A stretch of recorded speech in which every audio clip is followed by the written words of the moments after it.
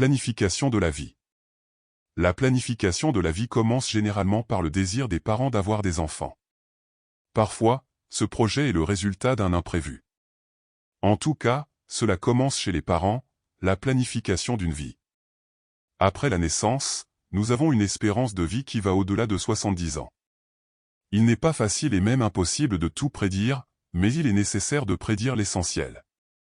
Le plan commence alors à être élaboré par les parents, qui cherchent à préparer les bases de la vie de leurs enfants, avec des études, la santé, l'éducation et des moyens de soutenabilité. Lorsque nous atteignons l'âge de 18 ans, nous avons pris le contrôle de ce projet initié, qui est toujours dans les bases, et nous devons le terminer. Certaines bases sont déjà relativement bien réalisées et d'autres moins, faute de moyens économiques nécessaires et aussi parce que, entre-temps, la volonté du jeune commence à interférer avec le plan des parents et avec les distractions qui existent aujourd'hui. Ce plan trouve très souvent des événements imprévus qui peuvent grandement affaiblir la création de cette base nécessaire pour soutenir le reste de la vie. Exemple, la parabole du fils prodigue Luc 15 11 à 32. Il y a aussi un autre texte, peu référencé dans les églises, qui illustre la difficulté des parents par rapport au projet de vie de leurs enfants. Ce texte montre la difficulté des enfants de personnes qui croient en Dieu, de garder leurs enfants dans un projet de vie. Ce texte est déclaré par le Christ au moment de la crucifixion. Luc 23 versets 28 et 29. C'est ce qu'il dit. Mais Jésus, s'adressant à eux, les avertit. Filles de Jérusalem, ne pleurez pas pour moi, pleurez plutôt pour vous-même et pour vos enfants. Car voici, les jours viennent où l'on dira, heureux sont les stériles, les utérus qui n'ont jamais accouché et les seins qui n'ont jamais tété. Qu'en pensez-vous? Pensez-vous que le moment est venu?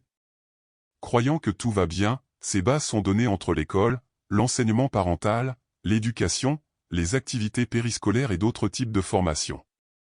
En tant qu'adulte, il est nécessaire d'être conscient que vous aurez une série de besoins à satisfaire, parmi lesquels vous pourriez avoir besoin de moyens économiques pour votre retraite.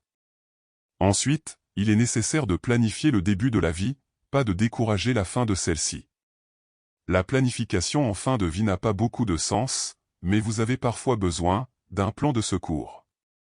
Ce plan, que j'appelle le projet principal, doit commencer par les bases, la nourriture, la santé, les vêtements, les chaussures, la maison pour vivre, la formation, sans oublier qu'un jour il sera vieux et a besoin de moyens financiers de réserve pour ce moment. L'étape suivante consiste à planifier les ressources financières pour répondre à ces besoins, car vous avez besoin de gagner l'argent nécessaire pour répondre à ces besoins.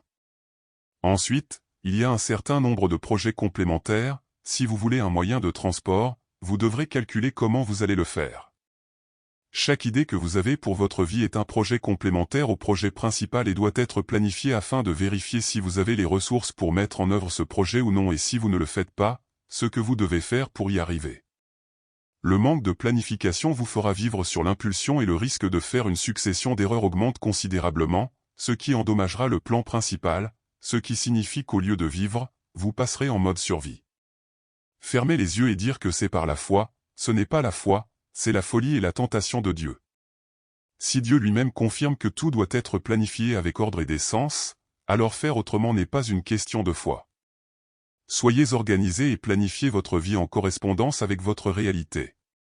C'est un conseil biblique, exprimé dans la parabole de la Providence Luc 14 versets 28 à 30.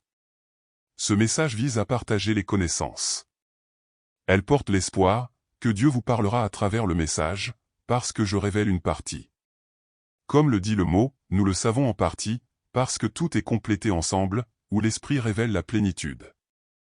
Partagez la vidéo et regardez beaucoup d'autres déjà réalisées.